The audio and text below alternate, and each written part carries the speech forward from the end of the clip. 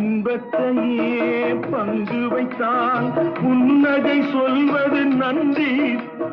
துன்பத்திலே துணை இருந்தால் கண்ணீர் சொல்வது நன்றி.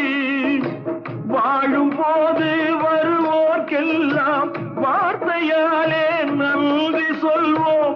வாழும் போது வருவோர்க்கெல்லாம் வார்த்தையாலே நன்றி சொல்வோம். வார்த்தையின்றி போகும் போது மௌனத்தாலே நன்றி சொல்வோம். அந்த 4 பேருக்கு நன்றி, 4 பேருக்கு நன்றி, அந்த 4 பேருக்கு நன்றி. தாயில்லாத அனாதைக்கெல்லாம் தோள் கொடுத்து தூக்கி செல்லும் 4 பேருக்கு நன்றி. அந்த 4 பேருக்கு